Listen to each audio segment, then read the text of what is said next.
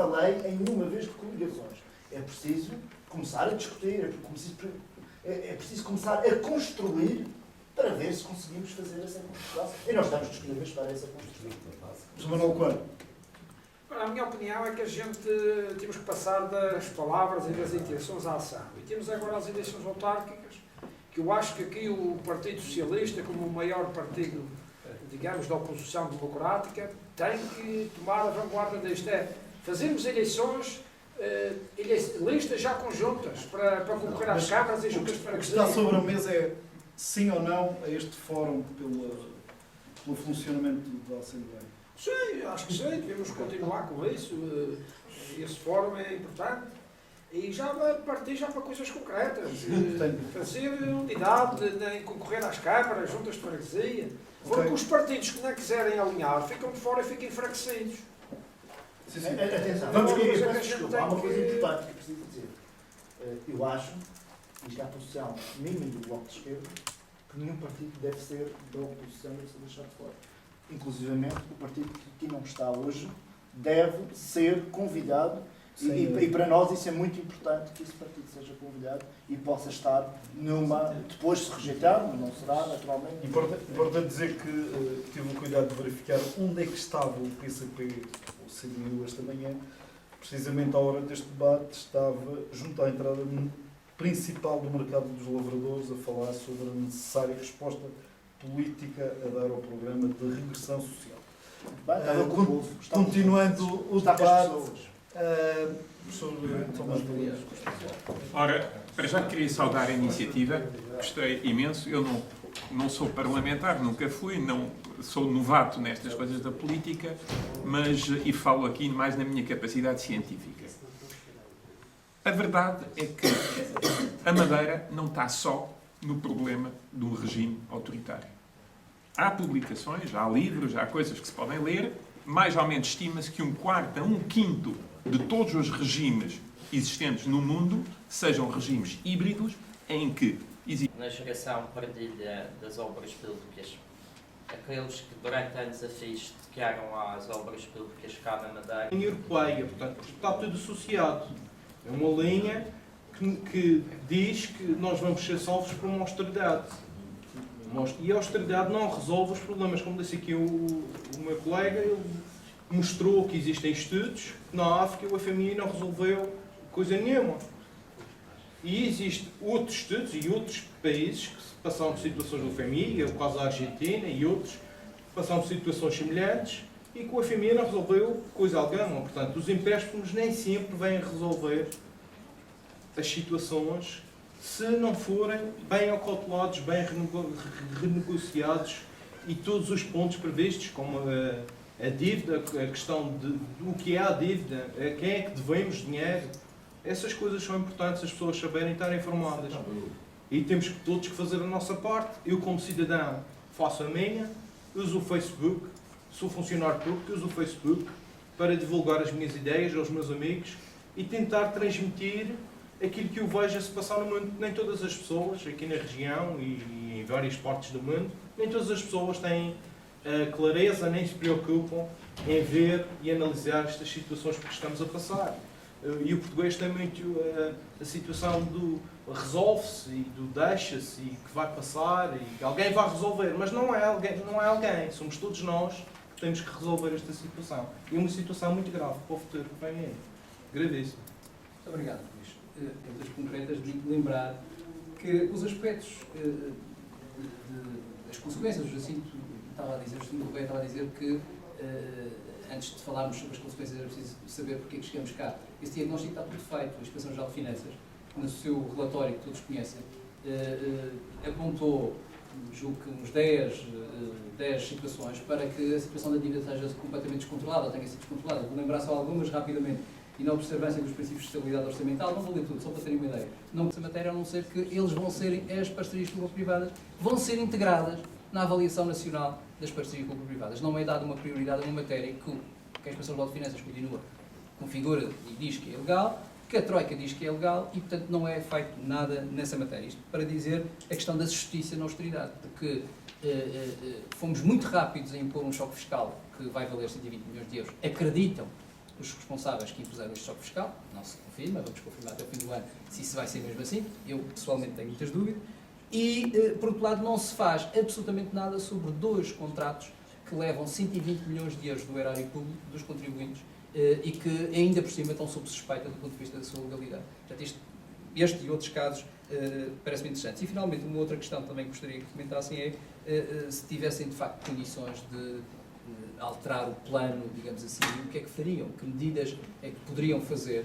Sem perder de vista aquela questão que o Tiago levantou, que me parece importante, que é nós precisamos mesmo ter um ajustamento. E é preciso dar passos para o ajustamento. Mas fazemos mais tempo, enfim, de que forma é que eventualmente se poderia conseguir estes objetivos? Sem esquecer também, obviamente, a questão do crescimento da economia, que neste plano está totalmente ausente e, portanto, não há medidas nessa matéria. E, portanto, eu vou fazer outra vez uma ronda nesse sentido, depois vou tentar que a coisa seja um bocadinho mais interativa e vamos continuando neste tema. Pronto. Certo. Bem, Ricardo, posso só perguntar se depois nós podemos também intervir quando Sim, vocês sim, estão sim, a falar sim, agora, sim, nesta fase já? Podemos fazer. Não é mais interativo. Mais interativo. Não seja muito confuso, que depois peço claro. uma... Bem, se este plano é uma fatalidade, eu penso que este plano é uma... Este plano... Eu penso que a questão do Carlos Pereira é se este plano é uma fatalidade no sentido em que não há outra solução. À partida, isso foi-nos vendido assim, da mesma maneira que foi vendido ao país, que o plano nacional também era uma inevitabilidade. E eu penso que o mito está muito bem interiorizado, pelo menos pela maioria da população. No entanto, eu quero aqui fazer aqui uma pequena distinção, é porque o plano nacional, eu quero fazer uma distinção entre o plano nacional e o plano regional. É porque o plano nacional foi discutido a priori antes das eleições legislativas. Ou seja, E teve a participação dos partidos que quiseram participar. Exatamente. No geral, nenhum partido participou. Exatamente. Os portugueses, digamos assim, todos nós, enquanto portugueses, sabíamos que para onde nos iríamos meter, passa a expressão. Aqui na Madeira, recordo que até às vésperas das eleições regionais de outubro, praticamente ainda não sabia, aliás, não tínhamos a certeza que iríamos ter conhecimento do valor total da dívida. Muito menos do que é que o plano iria ser composto, o plano regional, adaptado aqui à região autónoma da Madeira.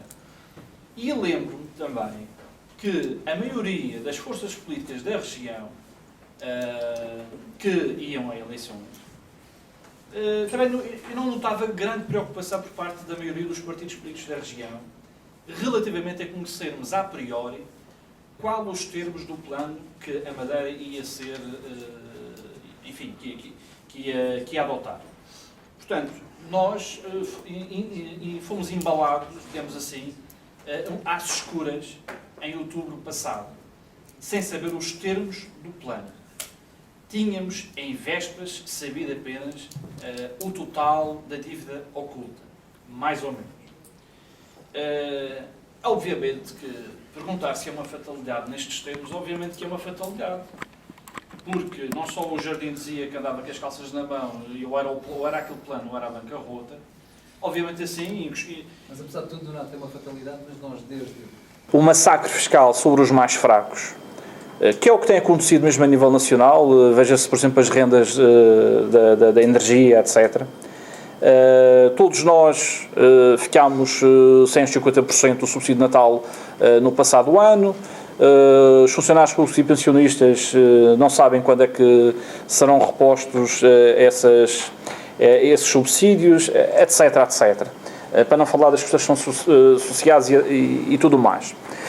Lembro-me que até há pouco falávamos aqui da gasolina, e penso que o caso da gasolina, apesar de talvez não ser talvez o mais importante de todo o massacre fiscal que nós temos aqui na região, é um caso bastante paradigmático, isto foi feito em cima do joelho.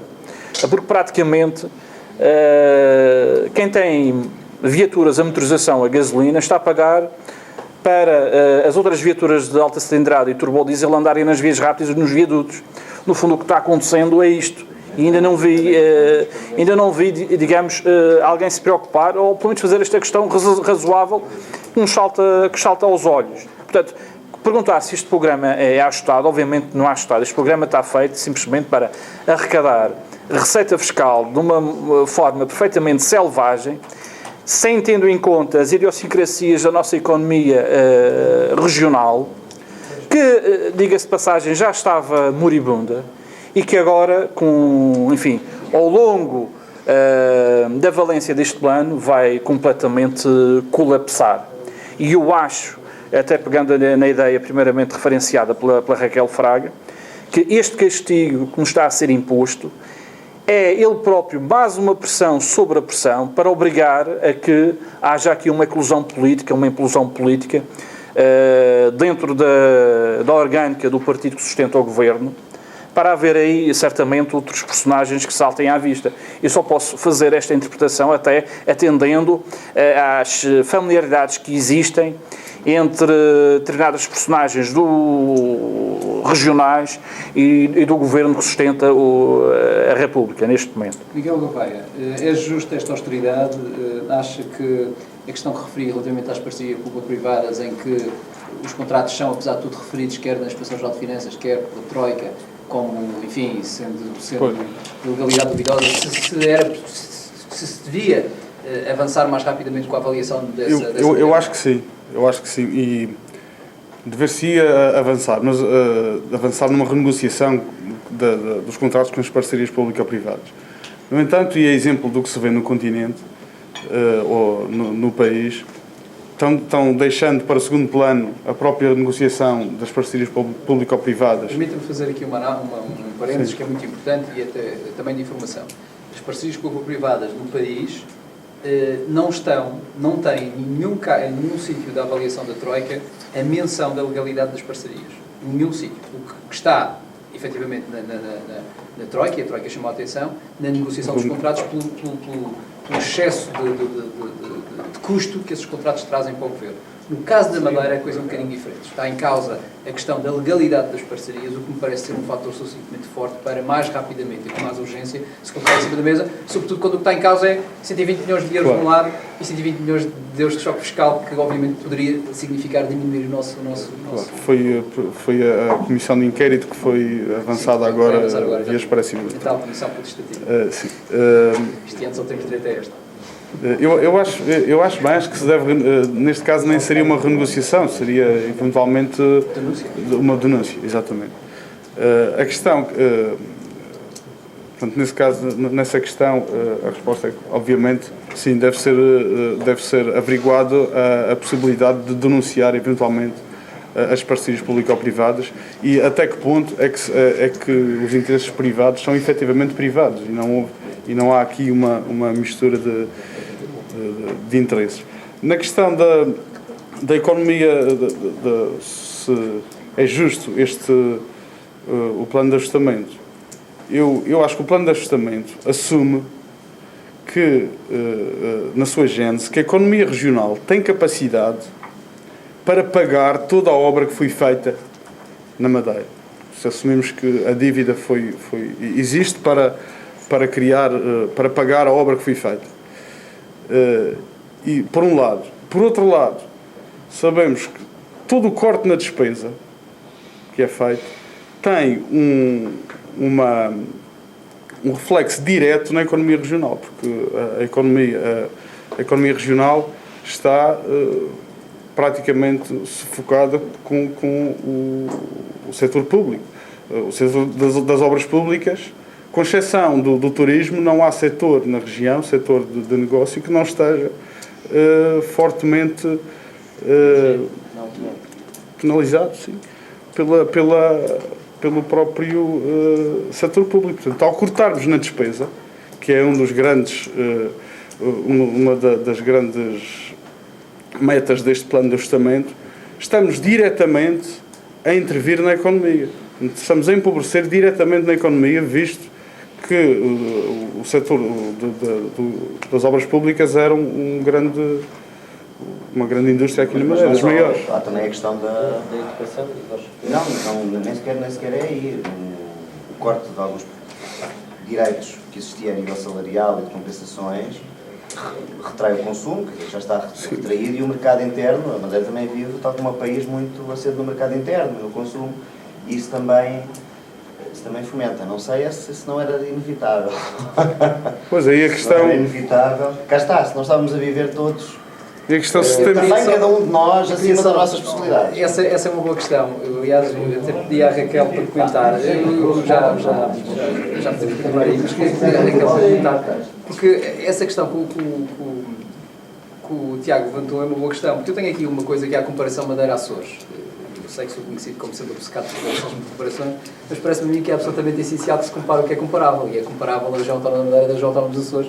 E, portanto, são duas ilhas com governo próprio, com parlamento, com uma estrutura governativa semelhante. E, portanto, quando se compara estas questões, hoje, em 2012, nós estamos a comparar em 2012, eu vou dar um exemplo de questões que estão em cima da mesa e que estão a acontecer hoje. Em termos de impostos, nós temos o IVA na Madeira, taxa reduzida 5%, nos Açores 4%, taxa intermédia na Madeira 12%, nos Açores 9%, taxa normal 22%, nos Açores 16%. Depois, se formos ver o IRC, 25% da Madeira, 17,5% nos Açores, são menos 43% nos Açores. Derrama não temos, existe na Madeira 3 a 5%, nos Açores não existe. Benefícios fiscais deixaram de existir na Madeira em termos de reserva fiscal de investimento, existem nos Açores. IRS, estamos a falar em média nos diferentes escalões, 32% na Madeira, 25% nos Açores, portanto menos 27% do que na Madeira. Taxa adicional existe na Madeira, não existe nos Açores. Taxas portuárias, que é um dado importante, para contentores de 20 polegadas, nós temos uma taxa superior a 1.375% do que os Açores.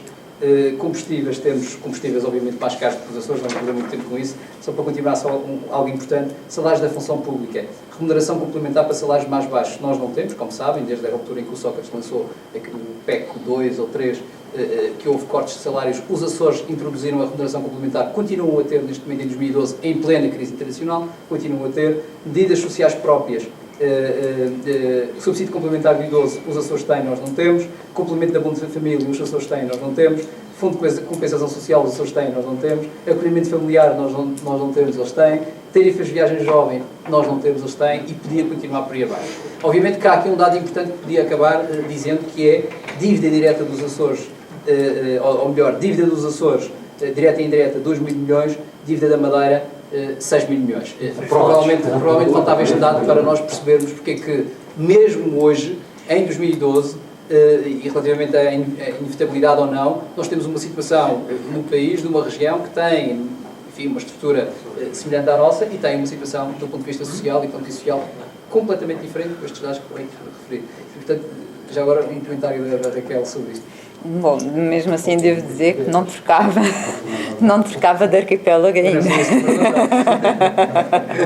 Não, temos de, se calhar, de recuar um bocadinho mais e ir ao tempo do primeiro-ministro, o engenheiro Sócrates.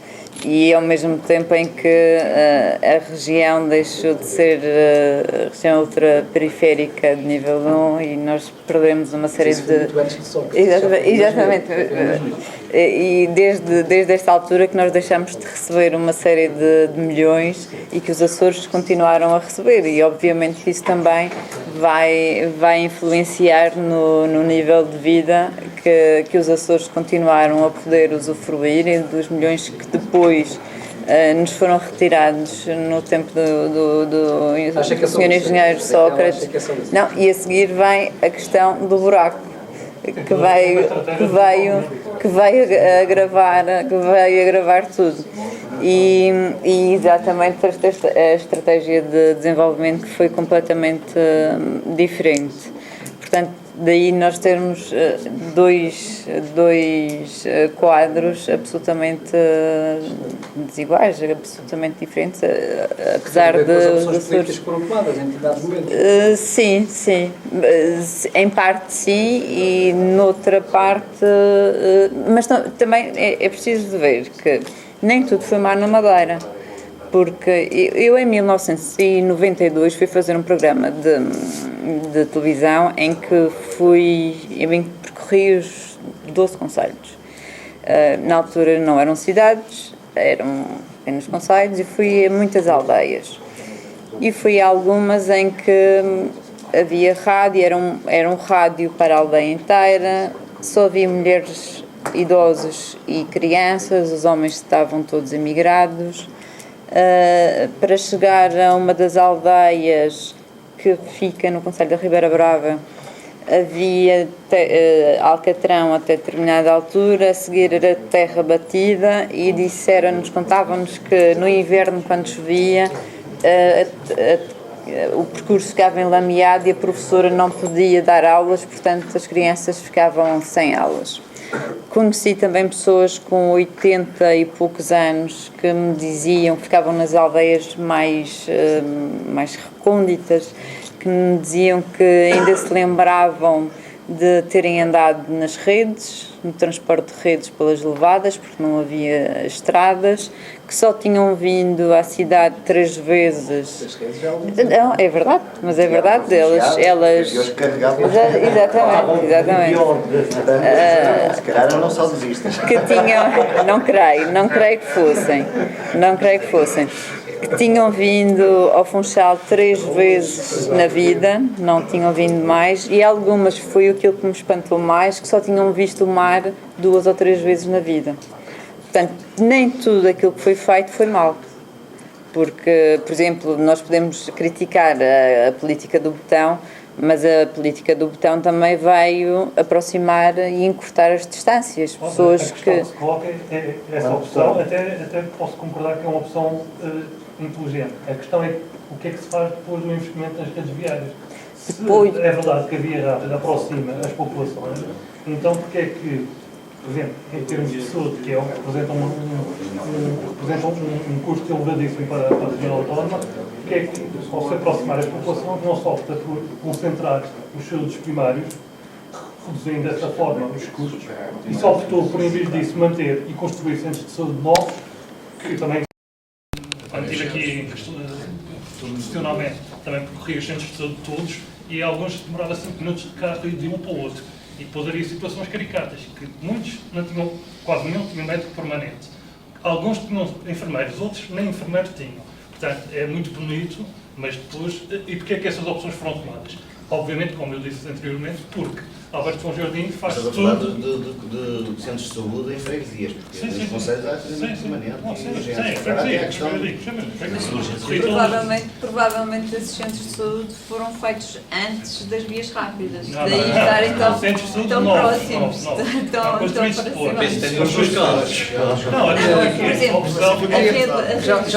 A rede escolar acho que foi um benefício. As redes de saúde acho que foi um benefício. Foi um benefício um centro de saúde que não tem um médico nem um enfermeiro? Não creio que seja sempre. Há de ter tido. Ou há de ter de vez em quando. Eu acho que nem tudo é negativo. Agora, continuar, por exemplo, mas o que o Miguel disse é pertinente num ponto que tem a ver com... os enfermeiros têm. Mas o que deviam ser é extensões de centros de saúde e não propriamente de centros de saúde. Ter um estatuto diferente. Extensão de centro de saúde e não propriamente o centro de saúde. Mas há um ponto, não querendo...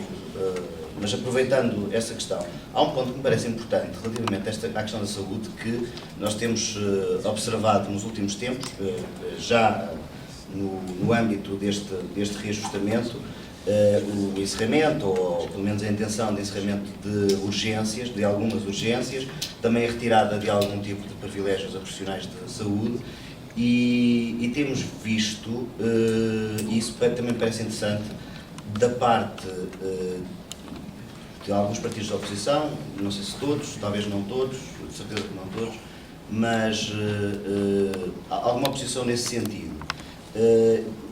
Muitas vezes existia, quando esses privilégios, ou quando esses centros de saúde foram abertos, ou quando essas urgências estavam ativas, urgências, enfim, que alguns de nós têm de facto conhecimento, que são muito pouco utilizadas, nomeadamente à noite, em sítios mais distantes,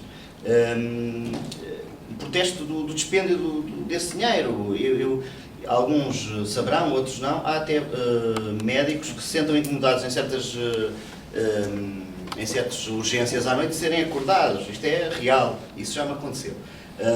E, portanto, o que eu acho é que nesta altura, que é uma altura de especial responsabilidade por parte de todos, por parte dos cidadãos, como tenho feito algum ênfase, porque há uma responsabilidade individual, não deve ser desmerecida, por parte do Partido do Governo, mas também por parte dos partidos da oposição, de alguma coerência. Ou seja, quando as coisas afetam as pessoas, é mais ou menos fácil nós dizermos que o indivíduo tinha um médico, tinha a urgência e tinha o centro de saúde, ou o médico estava sempre disponível porque recebia um complemento, mas se isso estava errado, quando é retirado, eu percebo que o debate político muitas vezes não se compadeça com isso, e que é por isso que existem os agentes políticos e os agentes da sociedade, da dita sociedade civil, já está muito gasta esta expressão, mas de facto eu julgo que, pelo menos pela omissão, porque eu tenho visto algumas vozes que eram críticas anteriormente, e bem,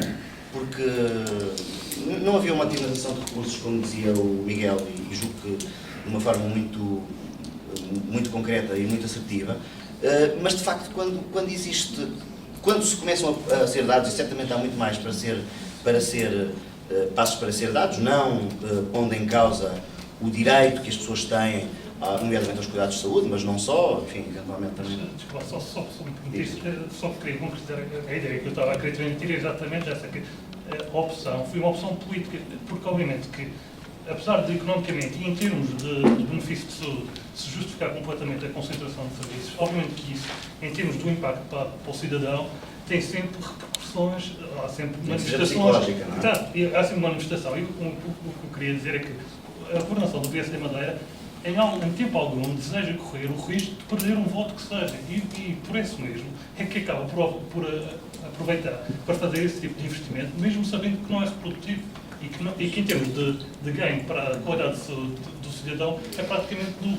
Mas não quer correr esse risco. Por exemplo, com as piscinas. Não há, obviamente, que para mim, até eu sempre fiz natação. Acho que se pudessem fazer uma piscina em cada sítio era ideal. Mas obviamente. Já fizemos. Já temos isso, basicamente. Esse é um desafio que já está ultrapassado. O equipamento social requer isso em termos de manutenção. Não é? Obviamente que um governo responsável poderia fazer uma opção, em vez de fazer em todos os conselhos, podia fazer em conselho sim, conselho não. Mas o que é que isso repercute em termos políticos? Repercute que depois, ainda por cima são as câmaras todas do PSD, tem depois membros da Câmara Municipal, então, e nós, e vou perder votos depois, a oposição vai dizer que não foi feito o investimento. Exato. Tiago, eu queria só, já agora fazer uma pergunta, porque eu percebi, digamos assim, a explicação, o argumento de que no passado a oposição disse isto fazia, se calhar não se devia fazer, mas agora está contra porque se está a tirar. Sim. Mas o Tiago não acha que de alguma maneira o que se está a fazer agora é a mesma coisa que se fazia antes, ou seja, estamos a fazer de forma arbitrária, estamos a cortar, mas não estamos a planear qual é a melhor forma de o fazer. E o problema, vamos ter o mesmo problema depois. Ou seja, não há planeamento. A arbitrariedade, mesmo no bom sentido, deve ser aceito, não é? Carlos, eu não estou a valorar, a fazer uma avaliação do plano, porque não sei se o existe, não é? Dos cortes, não é? Não sei se o existe, de cavalgar o momento, que eu percebo. Agora, não sei se numa altura de especial responsabilidade e em que é pedida também, de facto, uma especial responsabilidade por parte dos cidadãos e dos partidos da oposição relativamente ao governo, não sei se essa imagem se é melhor. Porque as pessoas, de facto, então enfim, na zona urbana é um bocadinho mais fácil. Mas nas zonas rurais o descontentamento vem logo muito mais ao de cima e, como o Miguel referiu e julgo que novamente bem, que existe mesmo aquela competição. Eu não sei se de facto não foi até fomentada, não só a nível regional, entre a freguesia e o Conselho do lado tem isto. Não é? Mas se quiséssemos, por exemplo, eu vou largar o debate desta questão que me parece importante e se calhar até pergunto ao Bruno, faço ao Bruno uma questão que tem a ver precisamente com isto, mas numa outra área que é a área do desporto. O Governo Regional está agora a lançar um plano sobre a questão do desporto e curiosamente não é um plano de reestruturação daquilo que é a política desportiva na Madeira, que seria, parece-me a mim, face àquilo que é a situação que temos, aquilo que seria mais adequado. O que está a fazer é um plano de distribuição de dinheiros no desporto. E esse plano tem basicamente digamos assim, uma conclusão, uma ideia-chave que é temos que reduzir 15%. A minha questão é, se nestes setores, quer seja na saúde, como se referiu, quer seja também na educação, quer agora também no desporto, não se está a fazer uma coisa que é asfixiar os agentes que, de alguma maneira, contribuíram para um modelo que foi criado inicialmente pelo governo que está em funções, sem fazer uma reestruturação efetiva que permita, de alguma maneira, garantir que esses agentes não sejam asfixiados. Porque, por exemplo, reduzir 15% do desporto, mantendo tudo como está, alguém, obviamente, tudo como está, alguém vai ser asfixiado e vai haver uma morte natural qualquer. E, portanto, a questão é, esta total ausência de planeamento em todas as áreas do governo, e isso parece notório mesmo com este plano de sustentabilidade económica e financeira, não se planeia na questão da saúde, diz que temos é que cortar, não se planeia na questão da educação, temos que cortar, no desporto também não se planeia, no ordenamento não se planeia. Portanto, esta total ausência de planeamento não é de facto um dos cancros principais da governação, que leva também o planeamento do ponto de vista financeiro. Há uma total ausência de planeamento e que nos conduz a esta questão. Isto não tem sido, de facto, um dos fatores principais. Realmente, colocar a saúde e o desporto no mesmo patamar é um pouco difícil para mim. Eu acho que a questão da saúde é muito mais relevante que o desporto. Eu não me percebo, numa altura de grande asfixia financeira, estejamos aqui a considerar o desporto como se fosse uma coisa muito relevante, muito importante. Obviamente acho que é preciso uma reestruturação muito séria no desporto, de forma a cortar não 15%, mas radicalmente na despesa nessa área, porque eu acho que é uma área que não é produtiva, eu acho que é uma área que traz pouco impacto, pouco retorno, seja cultural, seja económico, seja social. Acho que temos não sei quantas equipas de basquetebol e de handball e vários esportes a competir nos campeonatos nacionais, não faz muito sentido. Devíamos voltar à ideia do clube único, por exemplo? Não sei se essa ideia... É do clube que se aguenta, não é do clube onde... É uma coisa quase irrealista apostarmos numa profusão de clubes e agora temos que retornar para uma coisa híbrida que não é bem pensada, não é bem equiparada. Eu queria também aqui dizer aqui uma coisa. Quando se fala em ajustamento e fala-se em ajustamento orçamental, esquecemos que isto não é só um ajustamento orçamental. O plano de memorando, o nosso PAF, são ajustamento, também são formas de ajustamento económico, que é recuperar a criação de riqueza no crescimento económico. Ou seja, fazer com que as nossas economias nacionais e regionais cresçam, não baseadas no crédito, mas baseadas na criação de riqueza. É tanto a Troika como, não sei se o PAF tem essa intenção, mas a Troika, o objetivo da Troika é proporcionar ao país um shift entre um país que cresce pelo crédito para um país que cresça pelo crescimento económico. Não é isso que diz o FMI, que faz parte da Troika. Exatamente. É aí que está. A tentativa é essa. O objetivo é esse. Os meios para chegar a esse fim é que são duvidosos. Mas o fim do memorando é exatamente esse. Substituirmos uma economia de crédito por uma economia de criação de riqueza. Que não é necessariamente uma coisa má, nem é uma coisa diabólica, nem é uma coisa negativa. O que poderíamos discutir era o meio para chegar a esse fim. E isso é que é discutível. Agora, o fim em si mesmo acho que faz todo o sentido. Aliás, se nós formos ver o memorando da Troika, e é curioso que o memorando da Troika, o PAF não é equiparável ao memorando da Troika, não são coisas equiparáveis. Enquanto o PAF é um plano de asfixia financeira, o memorando abrange muitas áreas. Abrange a área da segurança social, isto foi negociado com José Sócrates, mas abrange a área social, abrange a área económica, abrange a justiça, abrange a saúde, abrange vários setores. E acho estranho que se faça um PAF que não seja equiparado a um memorando. A lógica seria essa, não é? Fazer um plano de ajustamento que enquadrasse todas as áreas da economia, regionais, regional. Mas é semelhante. Nós não podemos falar de segurança social, não depende de nós. Mas espera, devia ser equivalente no sentido das áreas que nós trabalhamos, que é, nomeadamente, a área da saúde e a área da educação. E isso não há isso equiparado. Tem reformas previstas na área. Não tem.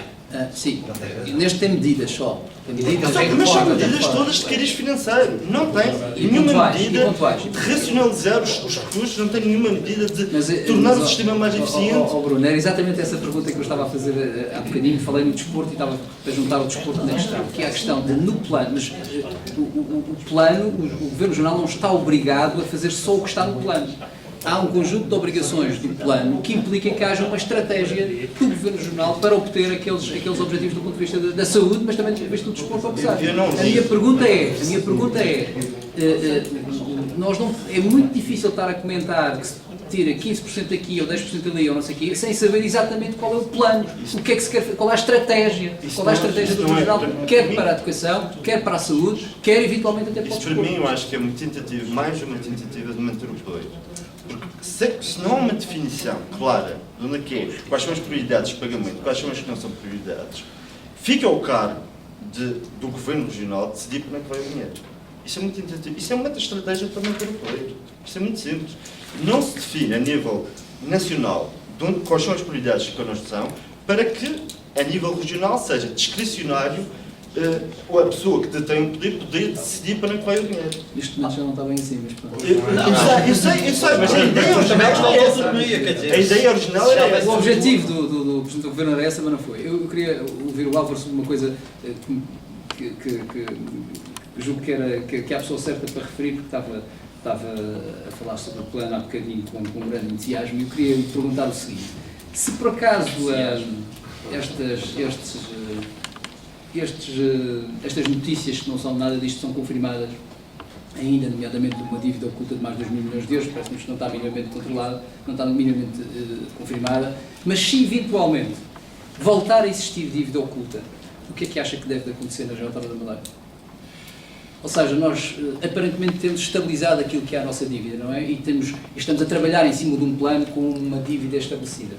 E neste momento está em cima da mesa a possibilidade de haver mais dívida. Isso está claro para todos, não é? A questão é, se isso acontecer, o que é que acha que... Cabia ao Governo Regional bom senso de que se apresentar a demissão e procurarmos arranjar os culpados ou encontrarmos os culpados nesta situação a que chegamos.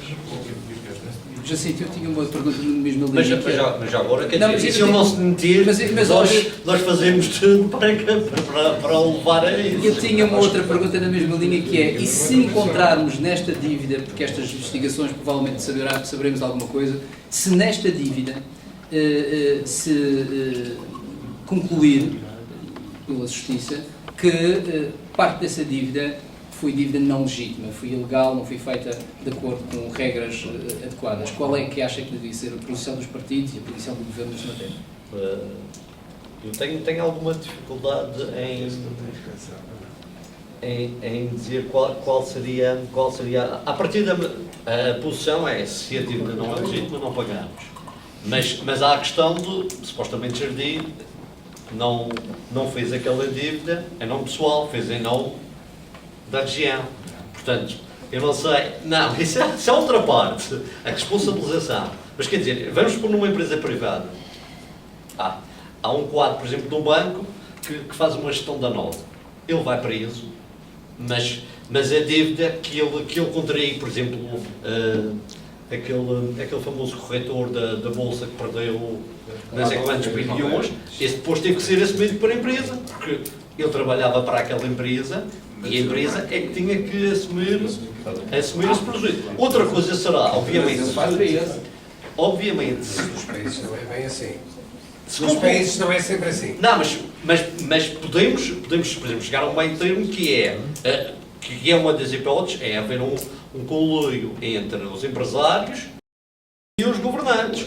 E aí... Mas isso importa à Justiça decidir. Sim, não, mas estou a dizer no caso de... Como é que se faz? Paga-se o conluio? No caso de haver, quer dizer, se é um esquema mafioso, obviamente que eu não acho que a empresa do empresário, passa pelo leonasmo, deve ser compensada. Eu já não vou falar na questão que, se estivermos a falar de 2 mil milhões de euros, temos uma crise financeira nacional e não regional, como podem imaginar, não é? 2 mil milhões de euros, estamos a falar de 1% do déficit público nacional, estamos a falar de 2 salários, 2 subsídios em 2 anos que são perdidos e, portanto, estamos a falar de facto de um problema muito sério. Portanto, esperemos, naturalmente, nós aqui gostaríamos que... Isso que consta é um valor superior a 2 mil milhões. Isso fosse... Não sei, vimos nas notícias, não está confirmado, mas pronto, se estivermos a falar disso, temos de facto perante um problema nacional sério. Eu queria ouvir o Luís Aguiar. Tinha que haver uma intervenção do Presidente da República, imediatamente, dissolver, para irmos a eleições, dissolver a Assembleia Regional e o Governo Regional, irmos a novas E eleições. a dívida legítima, como é que era? A dívida legítima, como é que se fazia? Pagava-se ou não pagava? Eu sou a favor da constituição de uma comissão de análise da dívida pública. Toda. Supostamente é isso que está a acontecer. Supostamente, mas é que o supostamente não é bem assim, que nós não sabemos bem a quem é que se deve e o que é que se deve. Não está claro essa situação. Acho que seria útil, nesta altura, que o Governo Regional apresentasse de uma vez por todas que dívida oculta é que estamos a falar. Ou seja, nós estamos a falar de 1.600 milhões de euros, 500 milhões de euros nós sabemos o que é da Via Litoral e da Cesarame, que entrou para a dívida por causa das contas nacionais, os 960 milhões de euros, que é efetivamente os encargos assumidos e não pagos, que nós não conhecemos o que é, se faz algum sentido sabermos e ser apresentado publicamente o que é que estamos a falar. Saberá o governo regional. Sim, no fundo, os encargos assumidos e não pagos, os acordos, aquilo foram feitos com acordos de regularização de dívida do Governo Regional com entidades, portanto, supostamente têm essa entidade. Há documentos a comprovar. O que está documentado, o que não está. Ninguém sabe. O que me apercebi é que a detecção dos 1.000 milhões de euros dos encargos assumidos e não pagos foram feitos, não pelas faturas, porque não estavam realizadas, por exemplo, mas por acordos de regularização de dívida que o Governo fez com determinadas entidades, com empresas. E, portanto, significa que esses acordos de regularização de dívida supostamente devem estar justificados. Esperemos nós, não sei. E, portanto, a questão é essa, não sabemos. Daí que também se compreende porque é que a GNR que está envolvida no processo, eu vi uma grande polémica sobre isso, mas parece-me evidente que a GNR, porque estamos a falar de praticamente de fraude fiscal. O que me parece certo é que há eventualmente, ou que poderá haver eventualmente fraude fiscal, porque os pagamentos podem ter sido feitos, porque parece que a banca já fez pagamentos de factoring às empresas, podem ter sido feitos com base nesses acordos de regularização de dívida, ou seja, de medições e não de faturas. E, portanto, se não há faturas, há fuga ao fisco. E, portanto, pode estar em cima da mesma coisa desta, mas isto é meramente especulativo aquilo que eu estou a dizer. Bom, e passados 6 meses é que existe uma investigação formal. A investigação está a correr desde outubro, agora em 6 meses estão no terreno, vamos ver o que acontece. No terreno, em 6 meses, há muitos papéis que voaçam pela janela. Não é? Agora